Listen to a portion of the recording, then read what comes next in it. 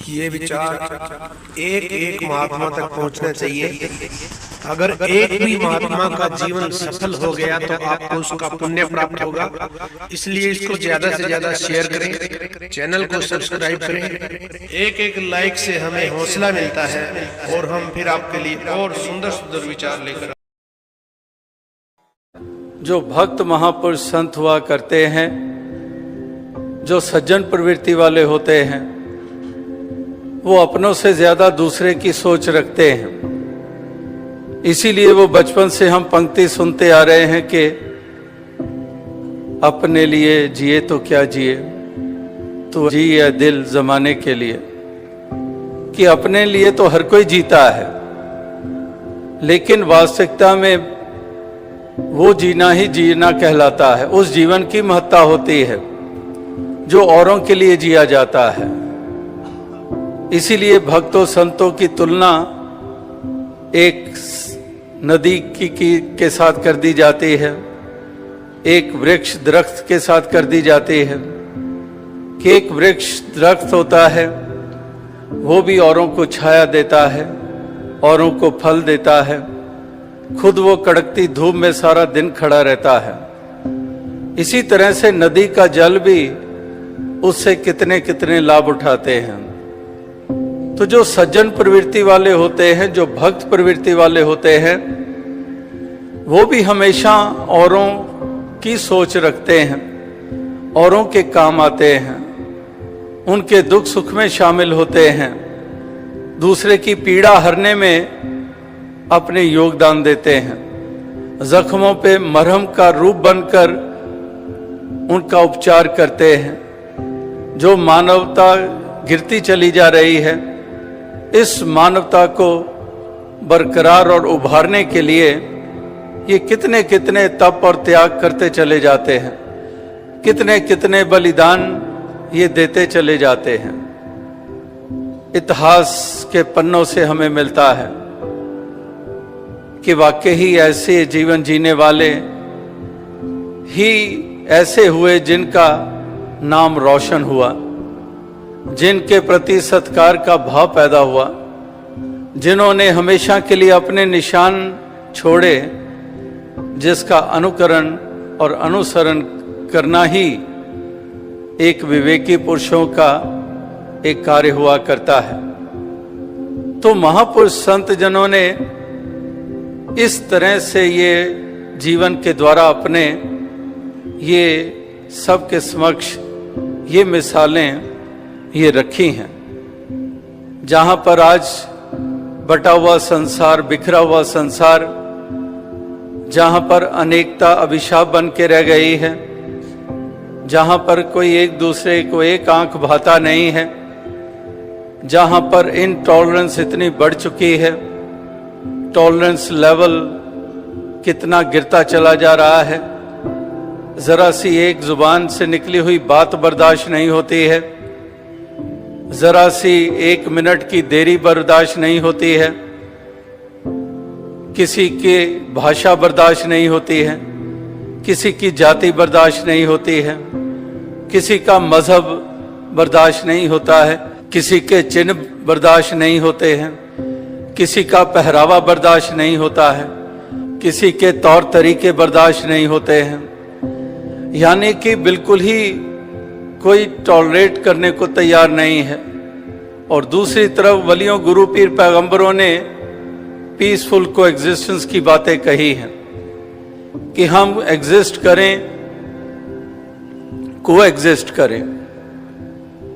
उन्होंने को एग्जिस्ट कहा है, केवल एग्जिस्ट नहीं कि एक जाति वाला एग्जिस्ट करे, एक मजहब वाला एग्जिस्ट करे, एक कल्चर वाला एग्जिस्ट करे। को एग्जिस्टेंस का महत्व ही तभी होता है जब हर तरह के लोग एग्जिस्ट करें। जैसे भिन्न भिन्न फूल होते हैं, वो बगीचे की शोभा बनते हैं, वो एक दूसरे को बर्दाश्त करते हैं। एक ही फ्लावर बेड में, एक ही क्यारी में नाना प्रकार के फूल उस क्यारी में हैं। उन फूलों को तो कभी लड़ते नहीं देखा, उन फूलों को तो नहीं देखा कि एक फूल दूसरे फूल को उखाड़ के उस क्यारी से बाहर फेंक दे। इसीलिए वो शोभायमान है, इसीलिए उनका महत्व है। इसी प्रकार से भक्त सज्जन प्रवृत्ति वाले भी, वो भी फूलों के मानंद भिन्न भिन्न प्रकार के फूल, भिन्न भिन्न महक वाले फूल, वो इस गुलजार की शोभा बनाते हैं, इस धरती को सजाते संवारते हैं, इस धरती के लिए वो वरदान बनते हैं। तो इसी की ही जरूरत है, क्योंकि वातावरण जो चारों तरफ के हम देख रहे हैं, ये भेदभाव, ये ना बर्दाश्त करने वाले मादे, इन्होंने आखिर क्या भला क्या किया है? मजहब तो मिल्लत की दीवार खड़ी करके आखिर इंसान की कहां पर भलाई हुई है? जाति पाति की दुहाई देकर जिस तरह से एक दूसरे को नकारा गया है, इससे आखिर वातावरण सुंदर बनाने में कौन सी मदद मिली है? लेकिन विडंबना यही है कि नुकसान हो भी रहे हैं, किए भी जा रहे हैं, और फिर भी इंसान के कदम उस तरफ जाने से रुक भी नहीं रहे। जैसे कल भी जिक्र हुआ कि दीवारों को महत्ता वही देते हैं जो वास्तविकता में एक संकीर्ण दिल वाले होते हैं, जो एक अज्ञानता वाले होते हैं। उन्हीं के लिए दीवारें महत्व रखते हैं। लेकिन जागरूक जो होते हैं, जो इंसानियत वाले होते हैं, उनके लिए दीवारों की कोई महत्ता नहीं होती है। वो इस प्रकार से उन दीवारों को लांघ जाते हैं, उन दीवारों से पार चले जाते हैं, उन दीवारों को गिरा देते हैं ज्ञान हथौड़े से। इस प्रकार से फिर वहां कोई दूरियां नहीं रह जाती हैं, वहां पर नजदीकत आ जाती है, वहां पर करीब हो जाते हैं, वहां पर अपनापन वो स्थापित हो जाता है। ना को बैरी ना ही बेगाना, सगल संग हमको बनाई, कि कोई पराया कोई बेगाना नहीं है, सभी अपने हैं। कोई बेगाना नहीं है, कोई एलियन नहीं है, किसी और प्लेनेट से नहीं आया है। सारे इसी धरती के वासी हैं, इसी धरती पे जन्मे हैं, और सबको इस इंसानी जामे में जो आए हैं, पैदा हुए हैं, आज से पहले या आज या आने वाले समय में, ये सारे ही पांच तत्व के पुतले हैं, और इन सब में एक ही नूर परमात्मा की अंश के रूप में, आत्मा के रूप में है। इसीलिए एक नूर ते सब जग उपजा, कौन भले को मंदे, लोगा भरम न भूलो भाई, खालक खलक खलक में खालक, पूरे हो सर्व छाई। ये जो सर्वत्र समाई हुई परम सत्ता परमात्मा है, यही एक घट-घट में बसती है, यही एक आत्मा के रूप में ये हर किसी में ये चेतन, एक कॉन्शियसनेस है जो ये बसती है। तो इसलिए जो इसी से अगर आई है, इसी की अंश है, तो फिर क्यों ये अपनापन पैदा नहीं हो रहा है? क्यों फिर बेगानेपन की भावना है? फिर क्यों ऊंच नीच वाली दृष्टि है? ये सब इसलिए है कि इंसान ने वो असल वाली बात समझी नहीं है। जो असल बात है वो भी इसको पकड़ में आई नहीं है। ये अभी भी अज्ञानता का अंधकार ढोते चले जा रहा है, अभी भी ऐसी ऐसी मान्यताओं से युक्त है जिनका हकीकत से कोई वास्ता नहीं है, जिसका कल्याण, उद्धार, मोक्ष, मुक्ति से कोई वास्ता नहीं है। मानकर बेशक वो चल रहा है कि जो कुछ वो कर रहा है उसका वास्ता सीधा सीधा कल्याण से है। जन्नत नसीब होगी, स्वर्ग के दरवाजे खुल जाएंगे, ये परलोक में शाबाशी मिलेगी, ऐसा मानकर चल जरूर रहे हैं। लेकिन दरअसल ये मान्यता जो है ये अज्ञानता के ऊपर आधारित है। हकीकत से इसका कोई भी वास्ता नहीं है, दूर दूर का भी वास्ता नहीं है। हकीकत यही है कि जन्नत उन्हीं को नसीब होती है जो दूसरों के लिए जन्नत बनने का कारण बनते हैं इस दुनिया में, दूसरों की खुशी का कारण बनते हैं। वो वास्तविकता में उनके हिस्से में जन्नत आती है। तो इसलिए ये इंसान की अज्ञानता ने इसको कहां कहां गिराया है, इसको कहां कहां पटका है। लेकिन हूढ़मती इंसान की कि उससे फिर भी बाज नहीं आता है, फिर भी उसी रास्ते पे चलते चले जाते हैं, वही सोच संकीर्ण रखकर चलते चले जाते हैं, जिधर से गुजरते हैं विनाश और मातम फैलाते चले जाते हैं।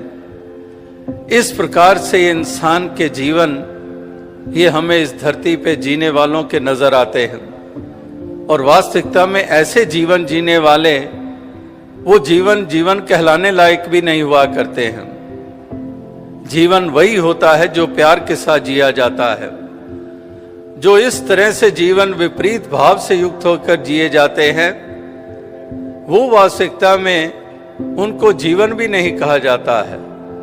वो एक चलती फिरती लाश ही हुआ करते हैं, उनमें कोई प्राण नहीं है। प्राण जो प्यार वाली धड़कन वाले प्राण हैं, वो प्राण नहीं है। एक ऐसा ही खोखलापन है, एक केवल ढांचा। इस मन को मंदिर बनाना होता है, वरना तो जो राक्षस प्रवृत्ति वाले जो जुल्म सितम कर रहे हैं, मन तो उनका भी है। क्या उनके मन को भी मंदिर कह दोगे? मन मंदिर हमारे जुबान पे ये शब्द आया हुआ है कब से, इसका इस्तेमाल भी करते हैं। अगर मन मंदिर ही हुआ करता है तो फिर तो वो राक्षस प्रवृत्ति वाले जो कत्लो गारत करने वाले, जुल्म सितम करने वाले, मन तो उनका भी है, फिर वो भी मंदिर है। मन को मंदिर बनाना होता है। मन मंदिर तभी बनता है जब इसमें इस प्रभु को स्थान देते हैं, इसको इसमें बसाते हैं, और इसी के कारण फिर वो तमाम भावनाएं, उत्तम भावनाएं, वो इस मन में से उपजती चली जाती हैं, और इसी के कारण ही दिल मंदिर बन पाएगा। वरना ये दिल मंदिर नहीं बनता है। ये दिल मंदिर तभी बनता है जब इस हृदय में प्रभु को बसाते हैं, इस हृदय में प्रेम को बसाते हैं, इस हृदय को प्यार से सजाते संवारते हैं, इस हृदय में करुणा का भाव उसको स्थान देते हैं। तो तब वास्तविकता में ये मन मंदिर जिसको हम कहते हैं, ये मन तभी मंदिर बनता है कि क्षमा बढ़ेन को चाहिए, छोटन को उत्पात, कि क्षमाशीलता, फॉरगिवनेस, जिस तरह से कहा है कि जहां, जैसे कहते हैं कि जहां ज्ञान तह धर्म है, जहां लोभ तह काल, इसी प्रकार से कहते हैं कि जहां झूठ तह पाप है और जहां क्षमा तह आप, कि जहां पर क्षमाशीलता होती है वहां पर आप ये विराजमान है, कि जहां क्षमा तह आप, ये आप प्रभु परमात्मा है, जहां पर ये क्षमाशीलता है। तो क्षमा बढ़ेन को चाहिए, छोटन को उत्पात, कि जो बड़े होते हैं, सही मायनों में बड़े होते हैं, उम्र करके नहीं, कोई दौलत करके नहीं, इल्म करके नहीं, कोई कदबुत के कारण नहीं, कोई बड़ी जायदादों के कारण नहीं, ये बड़ों की परिभाषा नहीं है। बड़े वो हैं जो इस कदर जिगरे रखते हैं। जैसे दास ने पीछे भी यात्राओं में जिक्र किया, जो बचपन में काफी बरस पहले लाइन सुनी है, तो वो किसी शायद फिल्म का ही गाना है, और उसमें जो लाइन थी वो इस कदर वाकई ही ध्यान में ऐसी बस गई कि इस दुनिया में है, दुनिया वालों, बड़ा मुश्किल है इंसाफ करना, बड़ा आसान है देना सजाएं, बड़ा मुश्किल है पर माफ करना। कि इस प्रकार से ऐसी एक क्षमाशीलता का भाव कि if you forgive and you set a prisoner free and you discover that the prisoner was you yourself.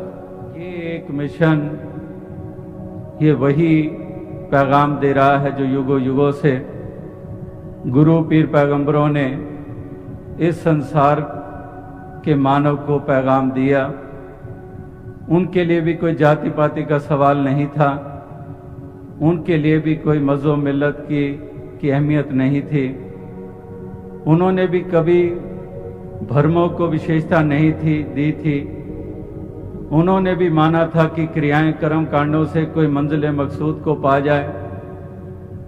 सब ने जो रास्ता बताया, जो ढंग बताया, जो विधि बताई और उस मर्यादा में से खुद गुजर के संसार को दिखाया कि यही ढंग है। इस प्रकार से एक अपने आप को समर्पित करके ब्रह्म ज्ञानियों के चरण में जाकर ही ये प्राप्ति हो सकती है। तो इस तरह से वही एक सिलसिला यहाँ पर निभाया जा रहा है। आप महापुरुषों की इतनी लगन है और एक प्रेम भाव है हृदय में, और जैसे दास ने पहले दिन भी कहा कि साल भर इन्हीं दिनों का इंतज़ार रहता है, इस समागम के अवसर का इंतज़ार रहता है। और इस प्रकार से एक जिस प्रकार से शायर लोगों ने भी कहा है कि वस्ल का दिन भी कितना मुख्तसर है, दिनों इंतज़ार किया जिस दिन के लिए, कि ये मिलाप की घड़ी, वस्ल कहते हैं मिलाप, कि वस्ल का दिन भी कितना मुख्तसर है कि आग पलक झपकते ही बीत भी गया। और दिनों इंतज़ार किया जिस दिन के लिए, कि कब का इंतज़ार कर रहे थे और ये भी इस तरह से बीत गया। लेकिन शुक्र है दातार का कि पता ही नहीं चला कब बीत गया, क्योंकि प्रेम भरा वातावरण था, क्योंकि निरोल भक्ति हो रही थी, निरोल भाईचारे की भावना को मजबूती दी जा रही थी। इस तरह से एक आंखों को तृप्त किया जा रहा था दर्शनों के द्वारा, एक दूसरे के दर्शन करके लाखों की संख्या में भक्तों महापुरुषों की चरण रज प्राप्त करके। इस प्रकार से एक किस कदर ये सुंदर ढंग से ये समा बीता है, और संगत तमाम ने किस तरह से डिसिप्लिन तरीके से यहाँ पर इन मैदानों में इस समय को एक बिताया है। तो वाकई ही यही मिशन के जहाँ पैगाम की अहमियत है, वहाँ पर इस चीज़ की भी अहमियत है कि यहाँ पर सत्य वचन किया जाता है, और जिस तरह से इशारा आता है उसी तरफ ही संगत अपने आप को प्रस्तुत कर देती है। और इसी प्रकार से कैसा भी हो उसी में ही खुशी खुशी गुजारे कर लेते हैं, और कहीं पर शिकवा शिकायत की बात नहीं होती है। और इस प्रकार से एक कोई भी चीज़ का ध्यान ना करते हुए इस तरह से यहाँ पर इस समय को बिताते हैं। तो वाकई ही ये एक समूचे रूप में जो एक देन है, वाकई ये बहुत सुंदर देन है। और दातार के आगे यही अरदास की जाती है कि दातार ऐसी कृपा करे कि इसी तरह से संसार में इसको फैलाव ये मिलता चला जाए, और आप भक्तजन जहाँ जहाँ पर भी रहते हैं हमेशा ही एक गुरमुखताई के अनुसार एक गुरमुख बन के एक सही मायनों में निरोल एक प्रेम भाव से युक्त होकर एक भक्ति करते चले जाएं। और ये भक्तों में आप में ही विशेषता हुआ करते हैं, जो निरंतर पहले भी वचन आए कि फरीद बुरे दा भी भला कर, गुस्सा मन ना हंडाए, कि बुरे दा भी भला कर।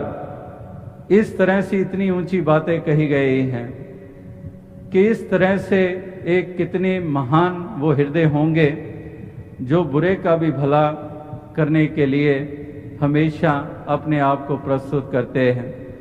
वरना तो संसार में एक अदला और बदला बस यही कुछ किया जाता है। An eye for an eye leaves the world blind. इस प्रकार से संसार एक दूसरे के इस तरह से व्यवहार करते चले जा रहे हैं। जैसे दास ने कल परसों भी कहा कि हम अपनी तरफ चारों तरफ दीवारें बना लेते हैं और इस तरह से एक चीज को पकड़े रखते हैं और उसको छोड़ते नहीं हैं। नुकसान भी होते हैं, परेशान भी होते हैं, लेकिन उस भावना को, विपरीत भावना को जाने नहीं देते हैं। तो आओ साथ संगत, कहने का तात्पर्य यही है कि भक्तों महापुरुषों में ही ये गुण हुआ करते हैं। एक हृदय विशाल होते हैं, एक क्षमाशीलता का भाव होता है। और इस प्रकार से जैसे वो भी कहावत दास अक्सर कहता है, the art to be wise is the art of knowing what to overlook. Wisdom is there where one knows that what is to be overlooked, क्या नजरअंदाज किया जाता है, वहां पर विजडम होती है। That's the art of wisdom। इस प्रकार से ये महापुरुष संत जनों ने ये हमेशा हमेशा ही ऐसी भावना, ऐसी अवस्था में रहकर ही इस जीवन की यात्रा को तय किया है। एक तरफ तो फॉरगिवनेस का भाव और दूसरी तरफ पुश्तों दर पुश्तों वही नफरत और बदले लिए जाते हैं। पुश्तों दर पुश्तें चलते चले जा रहे हैं। एक तरफ फॉरगिवनेस का भाव, क्षमा का भाव, और दूसरी तरफ एक जनरेशन नहीं, carries on from generations to generations, and we are seeing it all around, that how people from centuries are fighting each other। इस प्रकार से पुश्तों दर पुश्तों सुना है, कई गांवों में भी जमीनों के झगड़े हैं, कोर्ट में केस चल रहे हैं। तब से केस शुरू हुआ है जब बच्चे छोटे थे, वही बड़े हो गए हैं तब भी केस चल रहा है, तब भी एक ईंट घड़े का बैर बना हुआ है। इस प्रकार से ये पुश्तों दर पुश्तें चलते हैं। ये नफरतें, ये बदले लेने के भाव, ये रंजिशें इससे उठते नहीं हैं। तो आओ साथ संगत, इससे कभी भी कोई एक मसले हल नहीं होते हैं। इस प्रकार से एक महापुरुष संत जन, भक्त जन ही एक संसार को एक ढंग बताते हैं, एक सलीका बताते हैं, और इसी तरह से वो फिर इस संसार के लिए भी मिसाल पेश करते हैं, आप खुद उसके ऊपर चलते हुए। तो अवसाद संगत, ये आप सभी भक्तजन महापुरुष जहाँ जहाँ पर भी रहते हैं, निरंतर वहाँ वहाँ ही आप सत्संग करते हैं, वहाँ वहाँ ही सेवाएं भी होती हैं, और वहाँ वहाँ इस सच्चाई की आवाज़ को भी जन जन तक पहुँचाया जाता है। समाज की सेवा भी अनेकों अनेकों रूपों में की जाती है, जिसको सोशल सर्विस हम कहते हैं।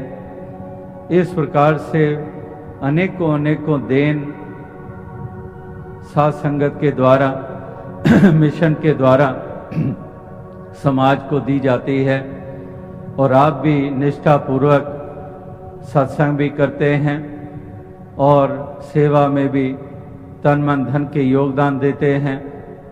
और साथ ही साथ जो बहुत ही आवश्यक है, इस निराकार दातार का सुमिरन, इस निराकार दातार का एहसास, हमेशा इस निराकार का एहसास बना रहे, हमेशा ही उठते बैठते ये ज्ञान याद रहे, और हमेशा एक संतों महात्माओं के भक्तों की गुरसिखों की कदर हमारे मनों में रहे। कभी भी हम प्यार का दामन छोड़े नहीं, इस प्यार को मजबूत करते चले जाएं और इस प्रकार से एक सुंदर एक वातावरण, एक महकता हुआ वातावरण, हम उसमें आप भी विचरण करें और औरों को भी इसी महक के हम भागीदार बनाते चले जाएं। तो साध संगत, दास और अधिक समय नहीं लेगा। ये समागम भरपूर, इससे हर किसी को खुशियां हासिल हुई हैं। बहुत सुंदर वातावरण बना है, इसका आनंद सभी ने लिया है, तो वाकई भक्तों की खुशी होती है। और दास का भी हमेशा यही भाव रहता है कि चाहे छोटे से कण का ही रूप क्यों ना हो, अगर किसी को खुशी दास दे सकता है तो इस तरह से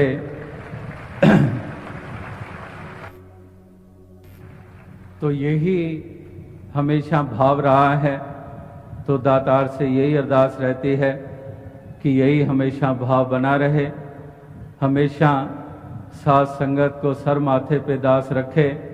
और इसी प्रकार से ये जो पिछले कुछ बरस पहले ऐसे ही अवसर पर वंदना के रूप में जब आप जैसे आज मना रहे हैं, तो तब भी जब सर के ऊपर सेहरा बांधा गया तो तब भी दास ने यही कहा था कि दास के सर के ऊपर सेहरा बांधा।